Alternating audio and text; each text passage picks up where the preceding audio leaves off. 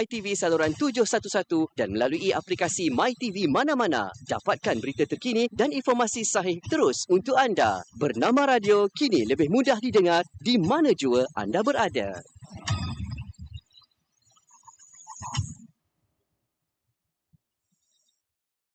Fokus 30.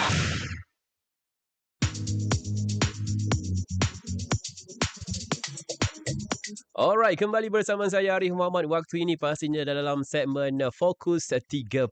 Kita nak bawakan topik perbincangan berkenaan dengan operasi khas JPJ sempena Tahun Baru Cina ataupun TBC 2026.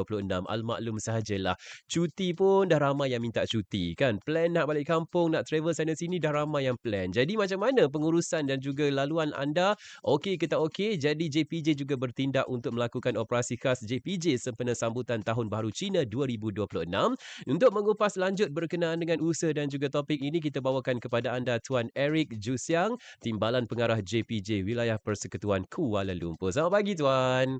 Selamat pagi. Terlebih dahulu saya mengucapkan terima kasih kepada bernama lah kerana memberi peluang kepada JPJ Wilayah Persekutuan untuk berkongsi info berkenaan dengan Ops Tahun Baru khas Tahun Baru Cina ni lah 2026. Ya, betul. Kita sentiasa bagi peluang dekat Tuan dan juga JPJ lagi-lagi kalau ada apa-apa perayaan lah.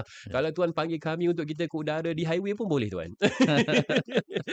Okey, Tuan. Bila kita bercakap soal sambutan Tahun Baru Cina ataupun apa-apa perayaan, pastinya jalan kita sesak, Tuan. Sana sini sesak. Dan di KL sekarang ni semalam sesak, kemarin pun sesak, viral juga dekat media sosial. Jadi terlebih dahululah mungkin kita nak Tuan jelaskan secara ringkas objektif utama sempena operasi khas Tahun Baru Cina 2026 ini, Tuan. Okey.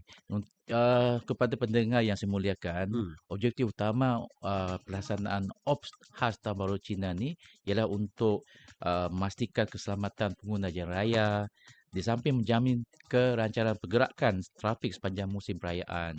Jadi operasi kita bermula dengan Ops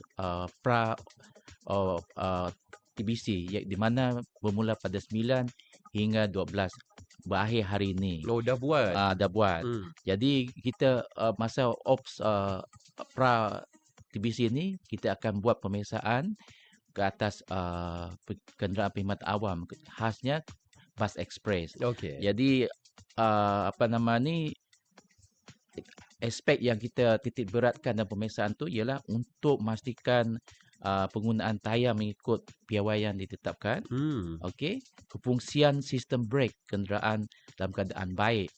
Yang ketiganya, keadaan kenderaan seperti lampu, cermin, pembalik cahaya atau reflektor dan lain berfungsi dengan baik. Dan di samping itu juga akan memastikan pengaktifan sistem GPS untuk memastikan syarikat pengendali atau JPJ untuk buat pemantauan. Di samping itu juga kita akan memastikan pemasangan SLD pada kenderaan tersebut. And then yang terakhirnya kita akan membuat semakan saman tertungkak kepada pemandu dan pemilik syarikat, serta kita akan memastikan kepatuhan pihak syarikat pengendali ini ke atas audit keselamatan yang dibuat oleh unit JISA kita. Ini berkenaan dengan pra-TBC lah. Ya, betul. Yang sudah pun dijalankan bermula 9 Februari sampailah 12 Februari. Hari ni lah last. Ya, last. Okey. Maksudnya cek untuk pengangkutan awam seperti bas dan sebagainya, brek, tayar, lampu, cermin dan sebagainya, termasuk juga pemandu bas. Ya, betul. Jangan buat hal lah abang-abang pemandu kita ni. Baik, dan adakah usaha ini, Tuan, melibatkan semua peringkat JPJ sebenarnya?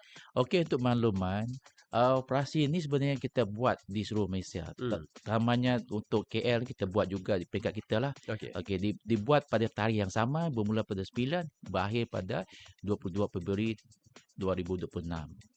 Ya. Okey, baik. Ini kita nak berbicara soal penguatkuasaan pula. Tuan katakan tadi bermula 9 sehingga 12 adalah pra Tahun Baru Cina, Opsnya. 13 pun. Okey, 9 hingga 12. Okey, selepas itu 13 dan ke hadapan bagaimana pula, Tuan? Okey.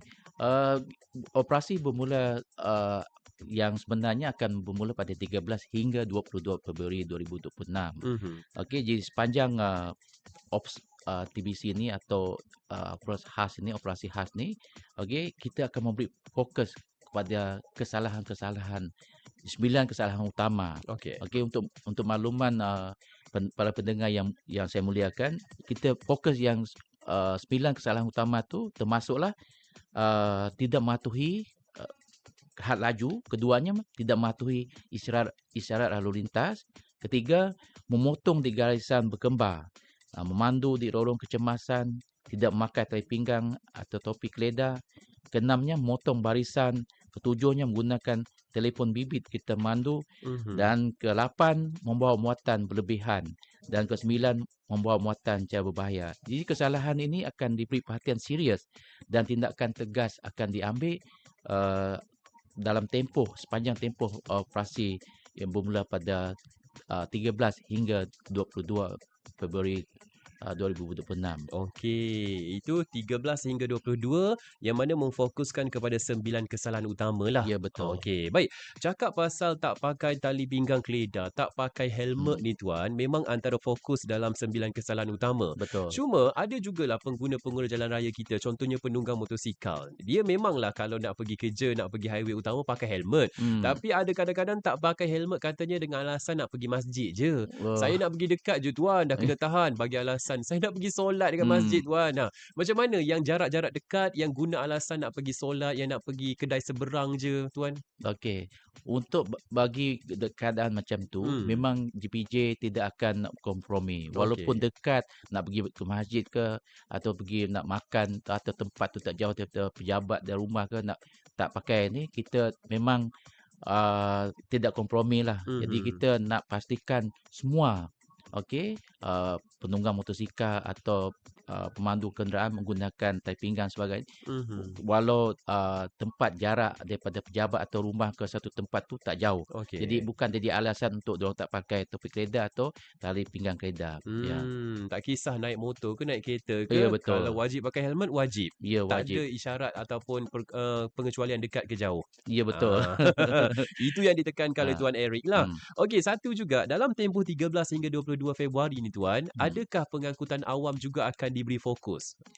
Okey, untuk makluman kenderaan awam seperti bas ekspres seperti saya cakap tadi tu, bas persiaran serta kenderaan perdagangan turut ditingkatkan. Jadi termasuklah pemeriksaan teknikal kenderaan dan pematuhan syarat lesen bagi memastikan keselamatan penumpang sentiasa terjamin. Jadi sepanjang tempoh tu kita akan pastikan anggota kita berada di tempat-tempat seperti terminal bas, untuk meriksa bas tu lagi lah. Dari segi sama ada dia patuh dari segi patuh dari segi teknikal, dari segi syarat permit dan sebagainya. Kita pastikan semua dalam keadaan baiklah bas-bas tersebut, sebelum memulakan perjalanan. Baik, satu lagi tuan, hari ini ada juga kan pandangan-pandangan netizen yang kata bila naik bas dia tak perlu pakai tali pinggang keledar macam kereta. Tapi ada yang kata sekarang dah ada tali pinggang keledar wajib atas bas. Jadi macam mana tuan? Okey, untuk makluman para pendengar yang saya muliakan, bas yang baru, sekarang ni wajib menggunakan tali pinggang keledar di bas. Jadi apabila kita tak pakai, apabila Badan Penguasa atau BJ pihak PDRM ke naik bas dan tuan-tuan didapat tidak menggunakan tali pinggang tu, saman akan dikeluarkan kepada penumpang tersebut, bukan pemandu, tapi kepada setiap penumpang yang tak memakai tali pinggang dalam bas tersebut. Maksudnya nak tidur pun kena pakailah. Ya, betul. Jadi yang saya masukkan yang bas baru tu 2021 tahun ke atas. Maksudnya yang bawah dikecualikan. Tapi yang kalau bas baru yang berumur daftarkan atau berumur didaftarkan pada tahun 2021 ke atas, wajib pakai tali pinggang keledar. Maksudnya kalau kita naik bas nampak tali pinggang keledar tu ada, kita pun sarung pakailah. Ya, betul. Jangan buat-buat lupa. Jadi kewajipan pada syarikat pengendali lah sebelum memulakan perjalanan, kita nasihatkan supaya diorang bagi reminder lah Okey. kepada penumpang. Jadi kalau penumpang degil juga, kalau saman jangan salahkan pihak syarikat pengendali atau pihak JPJ yang Okey. mengeluarkan saman.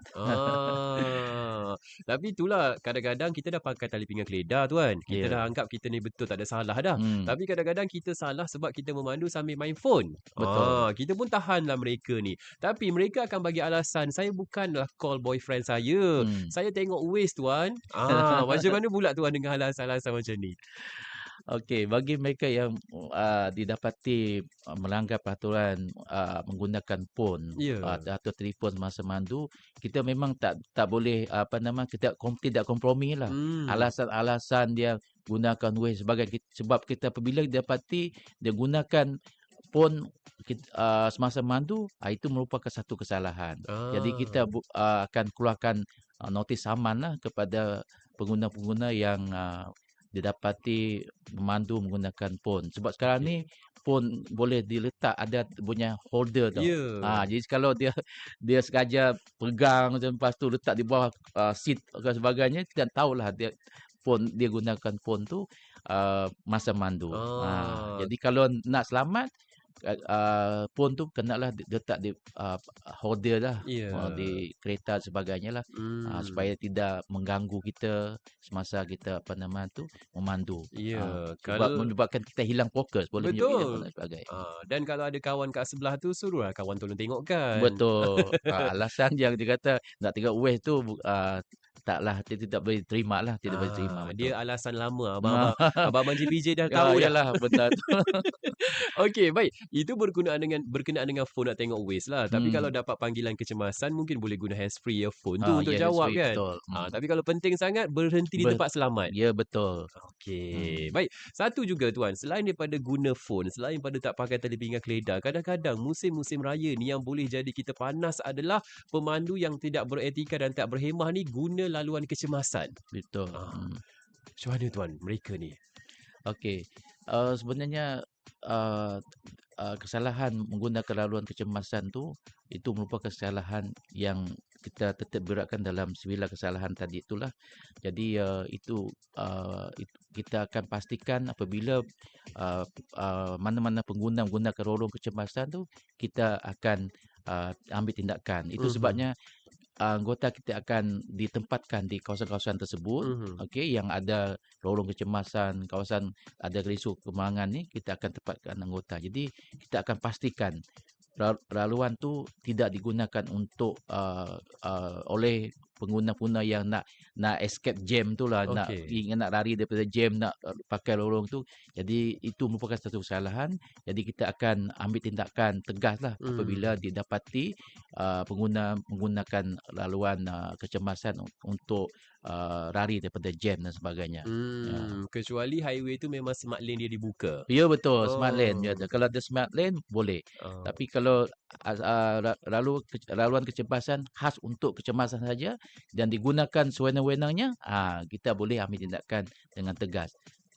Okey, dengar. Tak ada pengecualian, tak ada orang kata excuse. Kalau kena betul. memang kenalah. Betul. Lagi-lagi kalau kena kat Tuan Eric. Tak ada goodbye, tak ada maaf. Okey. Baik, satu juga Tuan. Biasa kita tengok musim-musim raya ni yang menjadi keresahan kita adalah kita nak balik kampung. Betul. Kita nak pergi beraya. Tapi time kita nak balik kampung, tulah lori besar-besar dekat highway. Bawa kontena tulah, bawa barang betul. ni.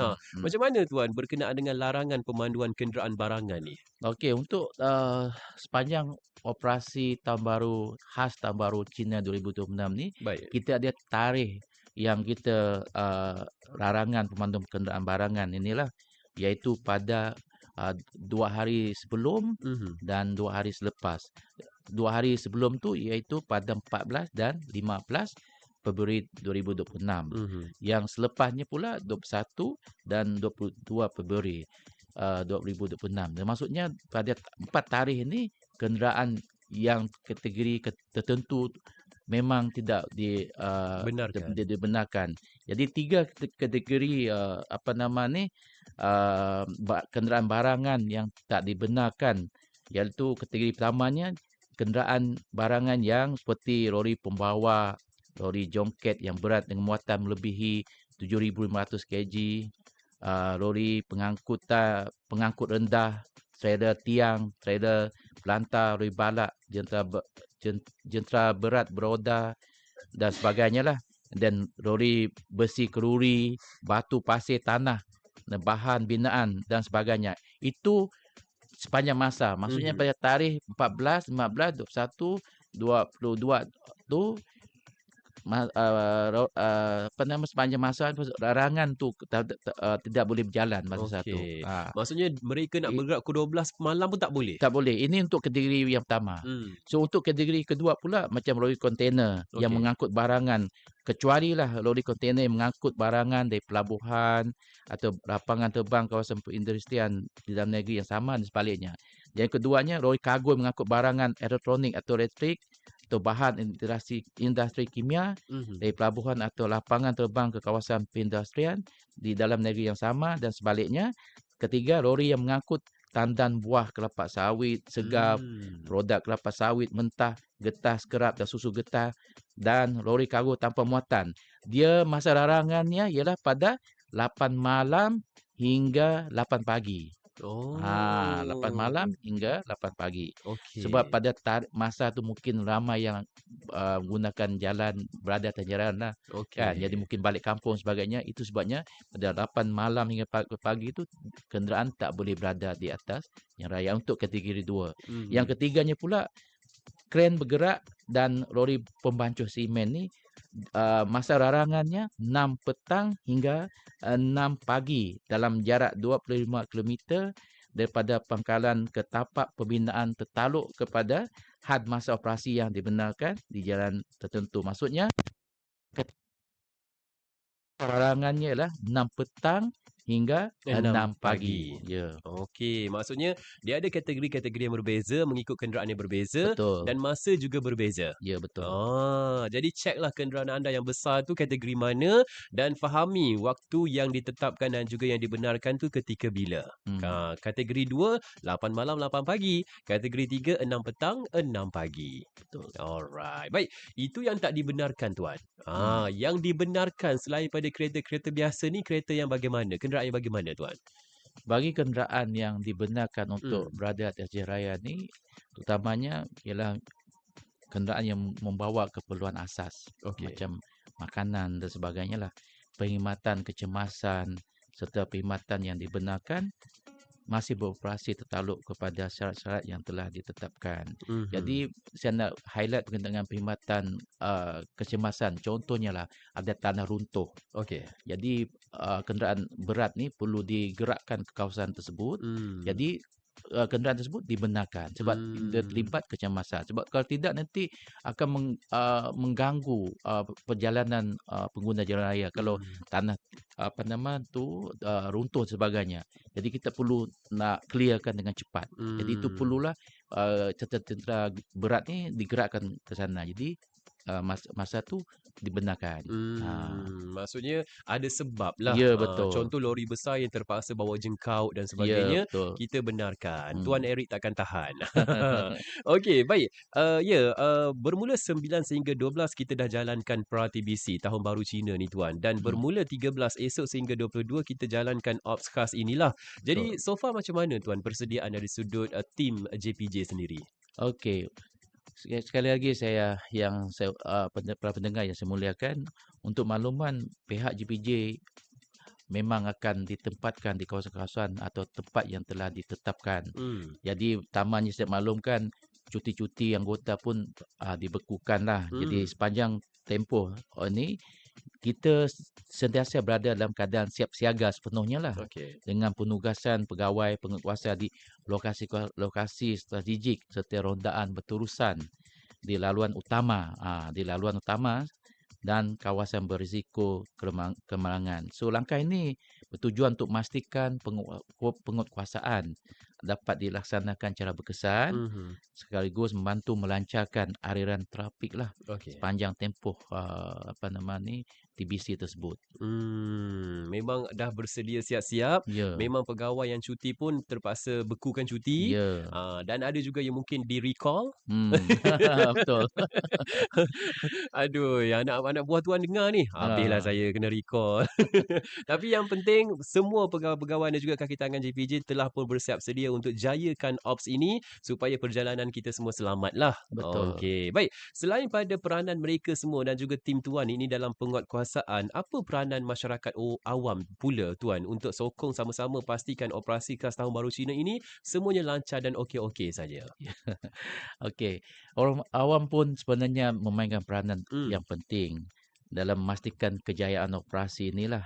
Jadi kami menggesa semua pengguna jalan raya ni supaya mematuhi peraturan lalu lintas, merancang perjalanan lebih awal serta memastikan kenderaan berada dalam keadaan baik sebelum memulakan perjalanan.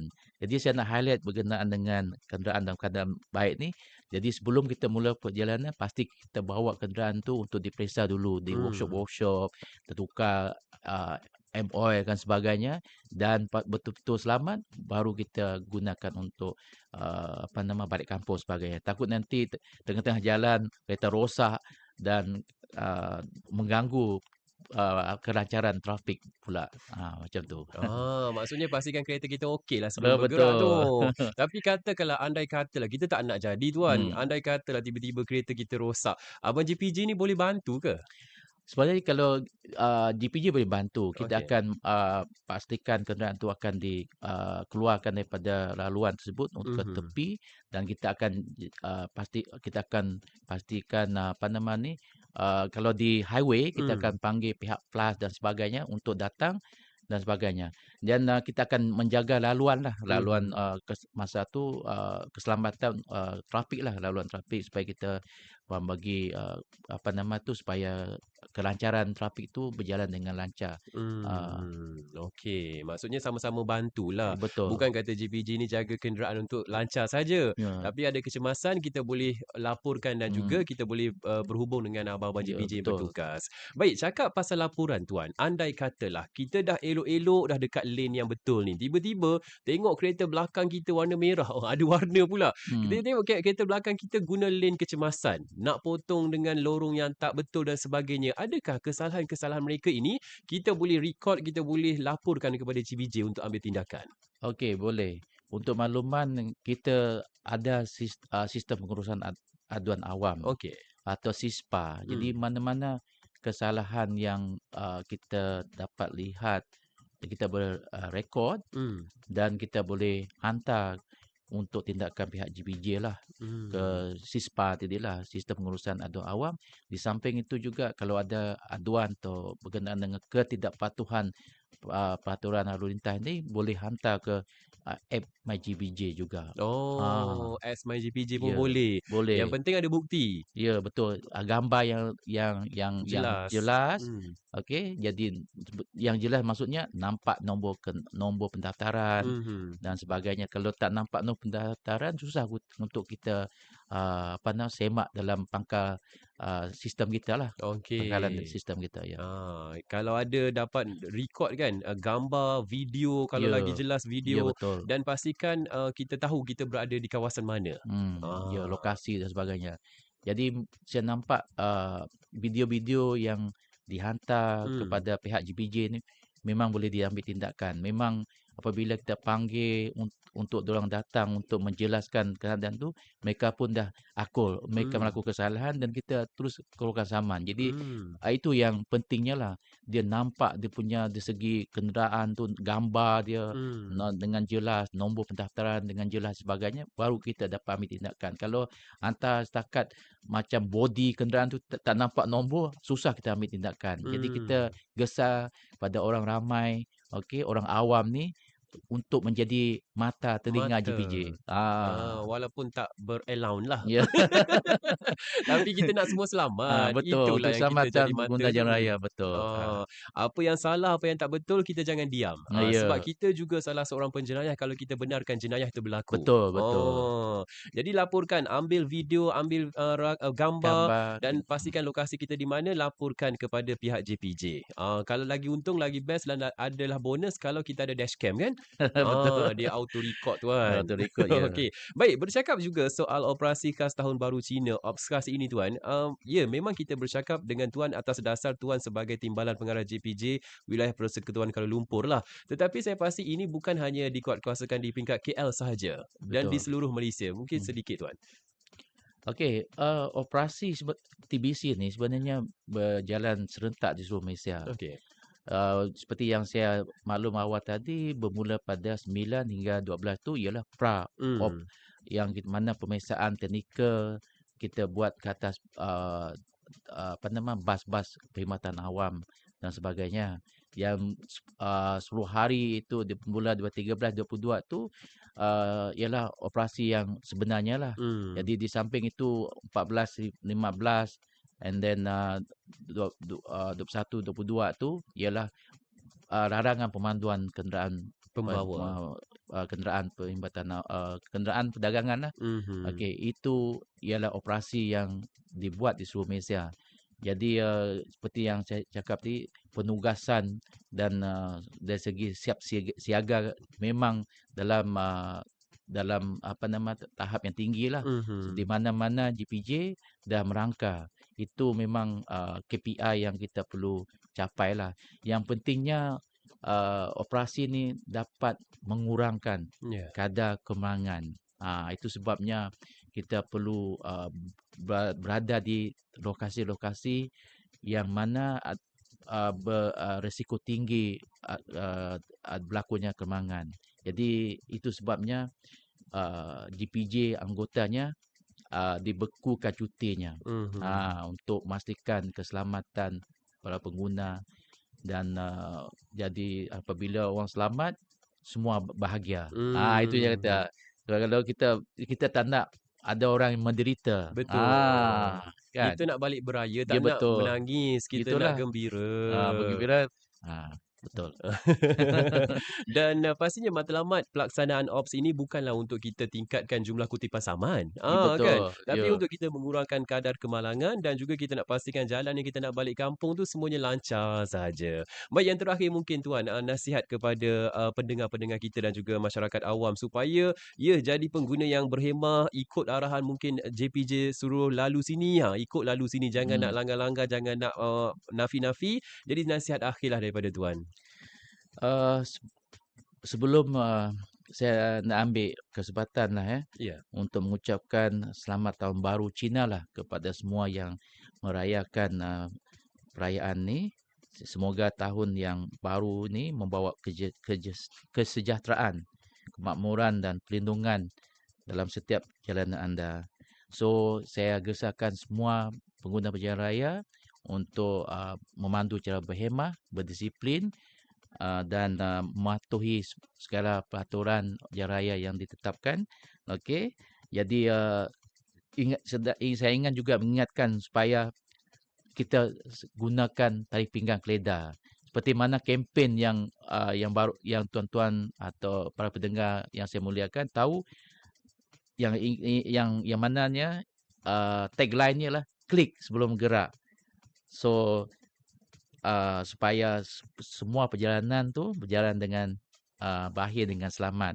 So pandu cermat sampai selamat. Pandu cermat sampai selamat, Betul. jiwa pun selamat jugalah. Baik, yang penting kita berdisiplin, tak kisah kita berada di rumah ke, di tempat kerja ke, di jalan raya pun kena disiplin tuan ya. Betul. Alright, dan keselamatan jalan raya ini bukanlah satu pilihan tau, tapi satu tanggungjawab kita bersama dan setiap daripada kita memainkan peranan untuk kita pastikan perjalanan yang selamat. Ingat, biar lambat asalkan selamat. Kita ucapkan terima kasih kepada tetamu kita iaitu Tuan Eric Jusiang, Timbalan Pengarah JPJ Wilayah Persekutuan Persekutuan Kuala Lumpur. Ada bawa ampau tuan?